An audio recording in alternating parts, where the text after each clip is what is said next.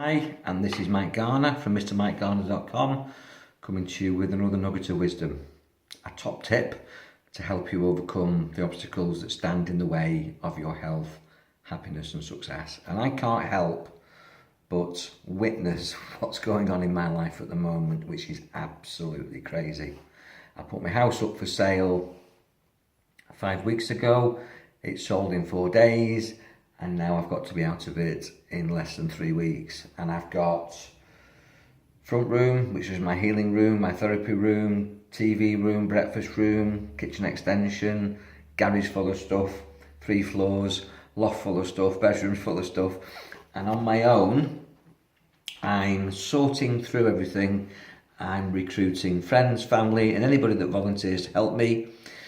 But you know, the hardest thing, or the most challenging thing, I corrected myself there. I said the hardest thing, and when you associate the word hardest thing, it goes into my files and it brings out a negative response. So I use the word challenging thing. See, I corrected myself. Challenging, you rise to a challenge. If something's hard, it gets you down. But the most challenging thing I'm finding is looking through all my stuff. I mean, you know, I've got things like this. These are my dragons, yeah. I've got ornaments, I've got dragons, I've got, just going off camera now, I've got Buddhas, I've got crystals, I've got all sorts of wonderful stuff that's been collected as I've travelled all around the world, and also a lot of car boot sales and antique places. And I've filled this house over the last 22 years. Now, I posted on Facebook the other day that things don't make you happy. The nugget of wisdom that I want to put across in this presentation is simply that you're not your stuff. What you own doesn't define you, and yet for so many people it does define you. I mean, there's no two ways about it. When you see me going out doing my shows, demonstrations and workshops, you'll see me with my waistcoat on, looking like Men in Black, with my black tie, my bald head, and that's like my uniform. For 32 years I wore an AA uniform, and that set me apart as an AA mechanic, an AA patrolman, and it made me look different from any other mechanic with my yellow van. That identified me. And a lot of people, if you don't have a uniform which identifies you, you know, you'll have a name badge and that says who you are, it's your status. But it's not really who you are, is it? And all this stuff isn't who you are. I mean, I'm peeling all this stuff off. In fact, I've just come back now from St David's Hospice charity shop. I've raised money for them ever since my mother was in there, passed away in there, God bless her, over 20 years ago, in 1990, so that's 27 years ago. And then my father used that facility for respite before he passed away 7 years ago, so I owe them a lot. So I've raised money for them, and I've just given them quite a lot of good clothes, because I'm taking this opportunity to sort myself out, clear the decks, spring clean, and only take forward what I want to take forward as I move forward in my life, wherever I go, wherever I am. And it's really liberating, because that Mr Mike Garner outfit was just my brand. Now, you know, I like my watches, although I'm not wearing it today because I'm working. You know, I like my brogue shoes, I like my waistcoats, but actually I've kept about 3 pairs of shoes as I move on, and most of those are what I bought or my kids have bought because they like to buy me shoes. I'm keeping, you know, some of my jewellery and some of my stuff, but pretty much as I move forward I'm going to start again. And even in business, I've decided to reinvent myself, to change, and in that change there is energy in change. It's exciting change because it's positive change that I want to create. I have created and manifested it from setting goals for years.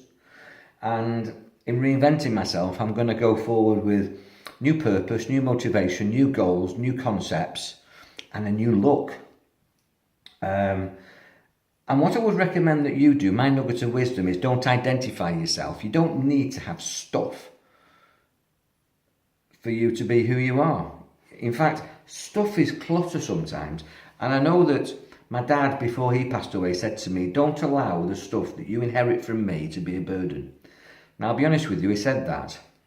And God bless me dad, I loved him, he was my best friend, but it did become a burden because I'm sentimental, I'm emotional, I'm empathic, and I find it very hard to look at this stuff and to throw it away. It was my grandmas, my great-grandpas, grandparents, aunties and uncles, people that we've loved and lost, and it's hard to get rid of this stuff, isn't it? But it is clutter quite often.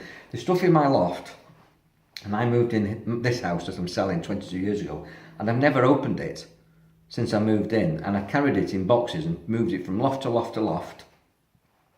And I probably never looked at it in the last house I was in. So I'm certainly not taking it forward. So since David's Hospice are getting all that, I'm going to have new clothes. I'm going to take my laptop, my iPad, my keyboard, my guitars, my Native American flutes. I'm going to take my crystals and my spiritual stuff.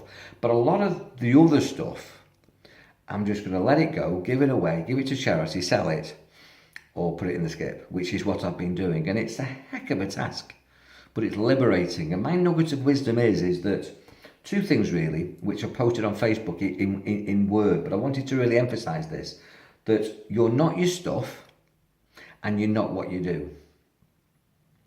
I know people who have got very mundane, what would be considered in society, lowly jobs, and they are wonderful, spiritual, higher self, ascended personalities, beings. They are wonderful people. And yet I also know people looking very respectable in suits, suited and booted, doing sales jobs and probably earning thousands, professional people.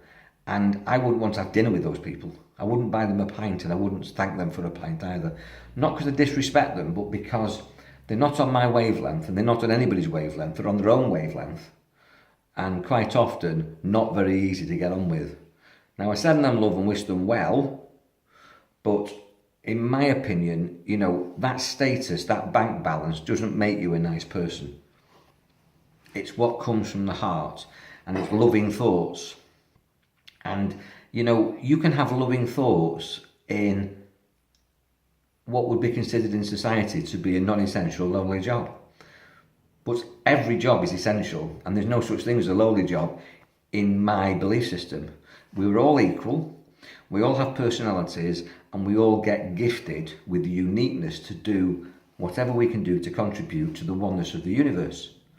And everybody has value, and every act has value, every conversation has value. But you've got to value yourself. So the third nugget of wisdom is value yourself, and don't assess yourself. Don't identify yourself by the value of your status or your things, because you're not your things and you're not your status. You're not what you do and you're not what you own, because one day, you know, you won't be doing that job. I was an AA man for 32 years. I identified to that. And then I set my own company up in 2002 and I reinvented myself, constantly doing it. But you're not what you do, because one day, when you're not doing it, who are you? And there's so many people who retire, and national statistic is that when people retire 14 months on, they pass away. So they do something that's not really them. They become the job, but when they, at the end of their career, which is what you're working for, to retire and to enjoy what you've collected and what you've achieved during the whole of your life, 14 months and you pass away? I mean, that's scary stuff. And what I would say is that, you know, start now to look at who you are, what you want and what you want to do. And don't wait till that day when you're retired. Do it now, or start to do it now, and have a plan to do it now, which is what I had. And although I teach this stuff, I did collect clutter. I got pleasure out of some of it. You know, I know people have clutter and they don't have pleasure. I knew what I had and I enjoyed what I had. But it's time now, I'm 60, and it's time now for me, for however long I get, and I want another 40 years at least, for however long to go forward in a uncluttered, minimalist, simple way. I want a simple life, I want peace of mind, I want health and energy, I want fun and love in my life. And I think for me, this is what I'm sharing with you, the way to do that is to just be simple. Just have lovely people around you that you appreciate, lovely things around you that you appreciate, and you don't need lots of people, you just need a few special few. You don't need lots of things, you just want a few precious things that don't necessarily have monetary value but have meaning and significance for you. And then you want to do things that make you feel fulfilled. Things that give you a blessing and enable you to give other people a blessing. The other nugget of wisdom that I want to share with you as I'm on a roll now is that you can get lots of pleasure with no things and with no status. When you get things, you think you're happy. But what you'll find is that feeling, that sensation of accumulation is short-lived. People who buy things to be happy, retail therapy as we call it, it doesn't last long. It's like getting into a relationship that goes through a honeymoon period, then it becomes normal, then it becomes a rut, then you get fed up with it and then you shift your relationship. And quite often, well very often, we do that with things. You buy something, you quite often enjoy seeking the purchase and researching and buying the purchase, and then when you've got it, it's not really as good as maybe you thought it was. It's like the sizzle is in the purchase, not in the ownership. And then what you have to do to keep things interesting is you have to go buy something else. And if you get on that roller coaster, you'll never stop buying, and you'll never be happy with what you've got. Just simply stop buying. Just look at what you've got and get pleasure out of that. And in fact, if you've got too much, give it away, sell it, shift it, swap it, but declutter. You've only got so many hours in the day, and you can get pleasure out of simple things that don't cost a lot of money. And if you're able to go down that road, which is what I intend to do in the future, simple walks, listening to music, reading, talking, conversation, sharing, loving, laughing. You don't have to constantly be working and accumulating. There's this expression which is, there's no pockets in the last clothing that you wear when you go into the crematorium or the cemetery. When they put you in a box, there's no pockets in your gown. You can't take it with you. In fact, everything that you're experiencing now that you think you enjoy in terms of your status and your objects, you're just borrowing them. When I left the AA, I thought the AA couldn't live without me, as did many of my mates probably, who were left and right of me. We've pretty much all retired now, or left by choice or been told to leave by contract. And they do manage without me, and they manage without my friends as well. The AA's fine. They didn't need us. We were just there for a short period of time. And when you have a car or a house, I'm moving on now. And although this is the end of the era for me, this will become somebody else's house. It's my end and their start. I've borrowed this place, this space, in this vase, and I've had pleasure out of it, and now somebody else will start, and I'm very blessed that they will. And it's sold in 4 days because it's a beautiful house in a beautiful area, sold at the right price without being silly, and it's got a beautiful feeling to this house. Anybody that comes into this room particularly feels the vibration, feels the hum from the crystals that were in this room. I packed them away 3 weeks ago and the room still hums.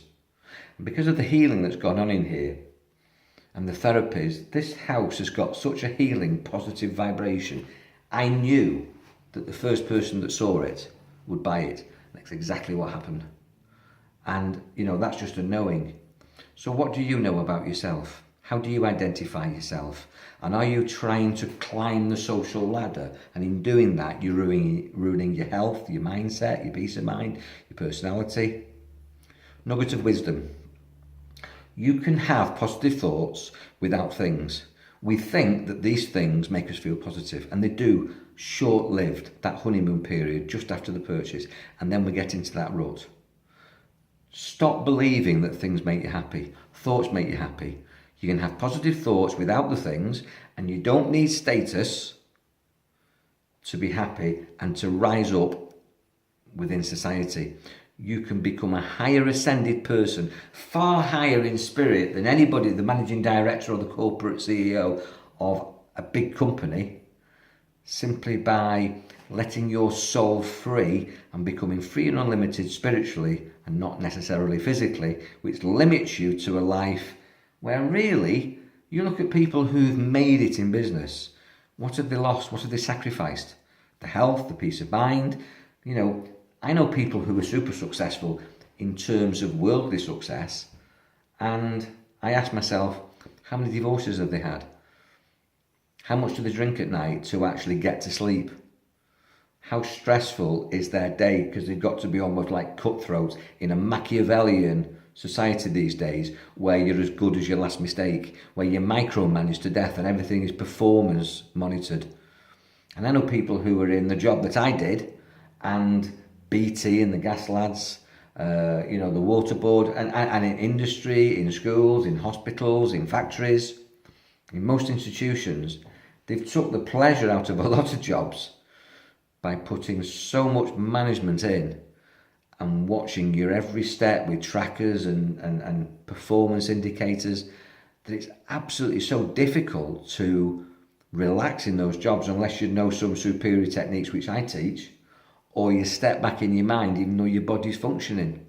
Now, if you're still in employment and you want assistance in finding peace of mind, health and energy and loving your job, rather than doing what you're being told by your boss or society, then have a chat with me or connect with Kat, my daughter, because that's what we do. But my nugget of wisdom really is to not identify yourself.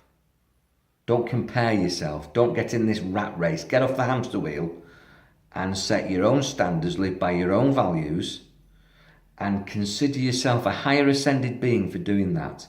It doesn't matter to me, and it shouldn't matter to you, if you earn £50 a week, £100 a week, or £150 a week, while other people are earning £1,500 a week. Ask yourself, how healthy and how happy are you? How fulfilled and how satisfied are you? And at the end of the day, can you take any of this stuff with you, and does it matter? Because I know from my parents' point of view, and I know from my point of view, when I had my spine injury 10 years ago and I couldn't walk for 3 years, that the things that I thought were important didn't matter a jot, and all I wanted to do was get home, be amongst my loved ones and my family, and get walking again, and get my life back on track. And it wasn't about getting back into my van and fixing cars for the AA. It was about doing something that I felt fulfilled in, and I would have done that for 50 quid a week. I would have done that as a volunteer, and I was previously earning a ton of money for the AA. And I know lots of people who earn a ton of money, but they're sacrificing their health and happiness. Now, if you're successful and you're happily working away and you're making a ton of money, then good luck to you. But also look at what you're doing to yourself spiritually, emotionally, and what you're creating around you in terms of your family, your parents, your neighbours, the people that you work for and with, and just look at it holistically. And that's what I'm all about, having a real holistic life where you've got peace of mind, a relaxed, healthy body, balanced emotions, and you're spiritually on purpose. And if you're not, talk to me, because I'll help you with that, even if it's just a conversation, wherever I am in the world. And I'm now moving on. And in the next 23 days, I'll be out of this house. I will have done all these things that I'm finding challenging, not hard, challenging. And I can't wait to take you on the journey. So keep checking back for my videos on Vimeo and here on YouTube. And God bless. This is Mike Garner from MrMikeGarner.com saying bye for now. Take care. I love you all.